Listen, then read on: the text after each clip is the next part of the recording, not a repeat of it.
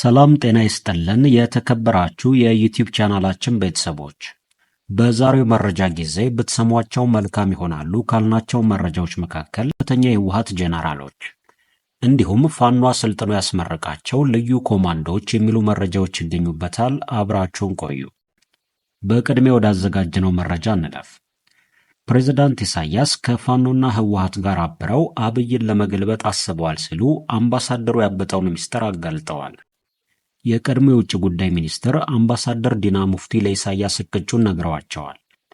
አምባሳደሩ በሆርን ሪቪው ድረገጽ ላይ ለፕሬዝዳንት ኢሳያስ ጸባጫሪ ንግግር ከባድ የመልስ ምትም ወርውረዋል። መንግስት የኢሳያስን ንግግር በንቀት አልፌዋለሁ ቢልም ባለስልጣናትና ምሁራን ግን ቆምጠጥ ያለ መልስ ለሻቢያው መሪ እየሰጡ ይገኛሉ። ሻቢያው መሪ መረር ያለ መልስ ከሰጡት አካላት መሃል አምባሳደር ዲና ሙፍቲም ይጠቀሳሉ። አምባሳደሩ በሐተታቸውም ኢሳያስ ፋኖና የህወሓት ክፋይን አዝለው አብይን ለመገልበጥ ያቀዱ ይመስላሉ ሲሉም ተደምጠዋል። ኢሳያስ በቀጠናው ያሉ ኃይሎችን ከጎኑ ለማሰለፍ ያቀደ ይመስላል ያሉት አምባሳደሩ የኢሳያስ ያሁኑ ፕሮጀክት ያተኮረው የትግራይና የአማራ ሚሊሻዎችን በጋራ በማሰባሰብ ላይ ሲሆን ዓላማውም ለውጭ ኃይሎች ተገዢ ነው ያለውን የፌዴራል መንግስት ለመገልበጥ ነው ብለዋል። ይህ እቅድ በጣም አደገኛ ቅስቀሳ ነው ያሉ ሲሆን ፕሬዝዳንት ኢሳያስ የእሳቸውን ትዕዛዝ ለመቀበል ፈቃደኛ ባልሆኑ ተከታታይ የኢትዮጵያ መንግስታት ላይ የዘር ካርድ በመጠቀም አንዱን ብሔር በሌላው ላይ የማነሳሳት የረጅም ጊዜ ልምድ አላቸው በማለት የፕሬዝዳንቱን ኢትዮጵያን የማሸበር እቅድም አጋልጠዋል። ጥላቻ ለመፍጠር እየሞከረ ነው ሲሉ የሚቀጥሉት አምባሳደር ዲና ሙፍቲ አሁን ጊዜው ፕሬዝዳንቱ አገራቸው ላይ ሊያተኩሩ የሚገባበት ነበር። ሆኖም አሁንም በቀጠናው ጸባጫሪ በመሆን ቀጥለዋልም ብለዋል። የሻቢያ ጦር በአፋጣኝ ከኢትዮጵያ ግዛት እንዲወጣና የታጠቁ የኢትዮጵያ ኃይሎችን ከመደገፍ እንዲቆጠብ ዓለም አቀፉ ማህበረሰብ ጫና ማድረግ አለበት ሲሉም ተማጽነዋል። ይህ በእንዲህ እንዳለ ጄኔራሉ የኤርትራው መሪ ኢሳያስ አፈወርቂ ላይ በእጅጉ ዝተዋል። ኤርትራ የጸረ ድሮን ቴክኖሎጂ በአስቸኳይ ሳያስፈልጋት አልቀረምም እየተባለ ይገኛል። የሱዳኑ ፈጥኖ ድራሽ ኃይል አዛዥ የሆኑት ጄኔራል ሐምዳን ዳጋሎ ጎረቤታቸው በሆነችው ኤርትራ ላይ ጠንካራ ተቃውሞንም አሰምተዋል። ዳጋሎ ከሱዳን ጦር ጀርባ ሆነው የሚዋጉ ኃይሎች መኖራቸውን በተመለከተ በሰጡት መግለጫ የኤርትራን ጦር በቀዳሚነት ጠቅሰዋል። ኃይላችን በማንኛውም ጊዜ ለመንቀሳቀስ ዝግጁ ነው ሲሉም ቴሌግራም ላይ በተጋራው ንግግራቸው የተደመጡ ሲሆን በግብፅና በኤርትራ ላይ እጅግ የሰላ ተቃውሟቸውንም አሰምተዋል። በዋናነትም ፈጥኖ ድራሽ ኃይሉ የሀገሪቱን መዲና ካርቱምን ለቆ እንዲወጣ የተገደደበት መጠነ ሰፊ ኦፕሬሽንን ከጀርባ ሆና ያገዘችው ግብፅ እንደዚሁም ለኤርትራ እንደሆነች በጽኑ እናምናለንም ብለዋል። በእርግጥ ኢሳያስ አፈወርቂም ከሱዳን ብሔራዊ ጦር ጋር አብረን እንሰለፋለን ሲሉ በአደባባይ የተናገሩበት አጋጣሚም የቅርብ ጊዜ ትዝታ ሲሆን የሱዳን ጦር ካርቱምን ለማስለቀቅ ከተደረገው ወታደራዊ ዘመቻ በኋላ ጄኔራል አልቡርሃንን አስመራ ጋብዘዋቸው አሞግሰዋቸውም ነበር። የፈጥኖ ድራሽ ኃይሎች አዛዥ ጄኔራል ሐምዳን ዳጋሎ ኤርትራ ከአልቡርሃን ጦር ጀርባ አለች በሚል ከዛቱ በኋላ ኤርትራ የጸረ ድሮን ቴክኖሎጂ በአስቸኳይ ሳያስፈልጋት አልቀረም የሚሉ መረጃዎችም እየወጡ ይገኛሉ። የዚህ ምክንያት ደግሞ ሄሚቲ በሱዳን ጦርና አጋሮቹ ላይ የበቀል እርምጃ እንወስዳለን ሲሉ ኢሳያስም በስም በጠቀሱበት ንግግራቸው ማስጠንቀቂያ በመስጠታቸው ምክንያት ነው። በፈጣሪያቸው ስም ሲምሉ የታዩት ሄሚቲ ኢሳያስ አፈወርቂ እጅህን ከሱዳን ላይ አንሳ፣ ካልሆነ ግን ዋጋህን ታገኛለህ ሲሉም ዝተዋል። በተባበሩት አረብ ኤሚሬቶች መጠነ ሰፊ የድሮን ድጋፍ ይታገዛል የሚባለው የሱዳን ፈጥኖ ድራሽ ኃይል አሁን በበቀል እርምጃው የሰው አልባ ጀት ጥቃቶችን አጠናክሮ እንደሚቀጥልም በይፋ ዝተዋል። ፕሬዝዳንት ኢሳያስ አፈወርቂ በሱዳን የውስጥ ጉዳይ በመግባት ቀጥታ የጦርነቱ ተሳታፊ በመሆን ከፍተኛ ጉዳት አድርሷል ሲሉ በመክሰስም ይህንን ጉዳይ በቸልታ እንደማይመለከቱትም አስታውሰዋል።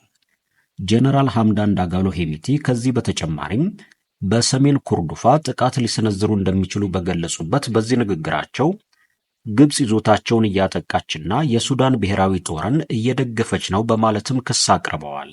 በዚህ መልእክታቸው አክለውም ለሰራዊቱ መናገር የምፈልገው በሰሜን ኩርዶፋ እንደዚሁም ዳርፉርን ለማጥቃት እንደ መነሻ ነጥብ ለመጠቀም ካሰቡ ወደ እርስዎ እንመጣለን ሲሉም ለግብፁ ፕሬዝዳንት ማሳሰቢያ ልከዋል። በተያያዘ መረጃም አስመራ የገቡት የህወሓት ከፍተኛ ጀነራል ጉዳይ እያነጋገረ ይገኛል። ጀነራል ምግበይ ኃይለ በኤርትራ የተደረገላቸው አቀባበል ይፋ ወጥቷል።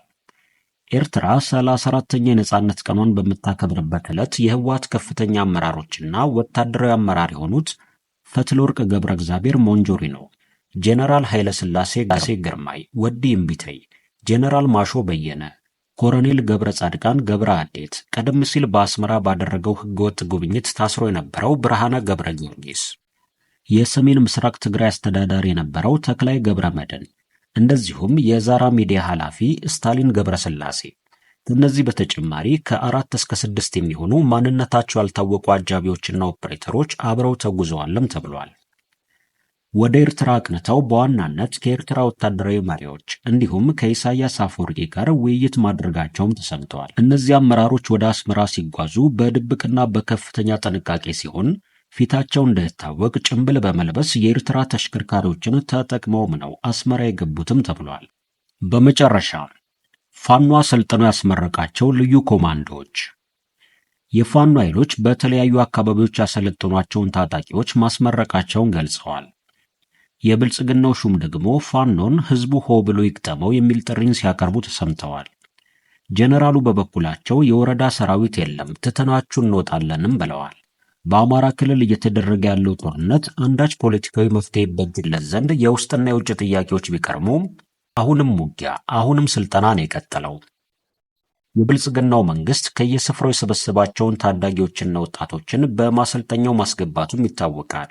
የፋኖ ኃይሎች በበኩላቸው በተለያዩ አካባቢዎች ስልጠናዎችን ሲሰጧቸው የቆዩ ሰልጣኞቻቸውን እያስመረቁ ስለመሆኑም በመግለጽ ላይ ይገኛሉ። እነዚህ ኮማንዶዎች ለወራት ስልጠና ሲሰጣቸው የቆዩ ስለመሆናቸውም ነው የሚገልጹት። በጎጃም ቀጠና የተለያዩ ስፍራዎች፣ በጎንደርና በወሎ ቀጠናም ከሰሞኑ ይሄ በተደጋጋሚ የታየ ሲሆን የእነዚህ የፋኖ ኃይሎች ስልጠናዎችና ምርቃቶች በአደባባይ በሚታዩበት እውነት የብልጽግናው መንግስት ሹማምንቶች ደግሞ እነዚህ ኃይሎች አብቅቶላቸዋል፣ ተደምስሰዋል፣ ራሳቸውን ለማዳን እየተሽሎኮሎኩ ነው ሲሉ መስማት የተለመደ ጉዳይ ሆነዋል። በክልሉ የተለያዩ አካባቢዎች ያለው ሁነት ግን በመከላከያ ሰራዊቱም ይሁን በክልሉ የጸጥታ ኃይሎች እንደዚሁም የፋኖ ኃይሎች ወገን ያሉ ኢትዮጵያውያን መስዋዕትነት መቀጠሉን የሚያሳይ ነው። በእርግጥ የመከላከያ ሰራዊቱ ትላንት በሰሜን ወሎ አዚት በር ላይ ከፍ ያለ ጉዳት እንዳጋጠመው የሚጠቁም መግለጫም ያወጣበት ውጊያንም አሳውቆ ነበር። በሰሜን ሸዋ በረኸትና አሰግርት፣ በጎጃም ቀጠና አቸፈር፣ በጎንደር አይምባ፣ በደቡብ ወሎ መካነ ሰላም አካባቢዎች ትላንትና ዛሬ የደረሱ ጥቃቶችም ሌሎች አብነቶች ናቸው። በክልሉ የሚደረገው ውጊያም በዛው በአማራ ተወላጆች መካከል በሚሊሻና ፋኖ መካከል ይሆን ዘንድ ከፍተኛ ጥረት ሲደረግ ቆይቷል። አሁን ደግሞ የብልጽግናው ሹም ህዝቡ ፋኖን ይውጋለን የሚል ጥሪ ሲያቀርቡም ተደምጠዋል። ሹሙ ያደረጉት ንግግር የሰሜን ምስራቅ ዕዝ ምክትል አዛዡ ከሰሞኑ ሲናገሩትም ተሰምተው ነበር። ሁሌም ሰራዊት በየወረዳው አይቆይም፣ ራሳችሁ በራሳችሁ ተወጡትም በማለት ተደምጠዋል። ክቡራን አድማጮቻችን ለሰዓቱ ብታደምጧቸው መልካም ይሆናሉ ያልናቸው መረጃዎች ይህንን ይመስላሉ። በሌላ መረጃ ተመልሰን እስከምንገናኝ ድረስ መልካም ቆይታ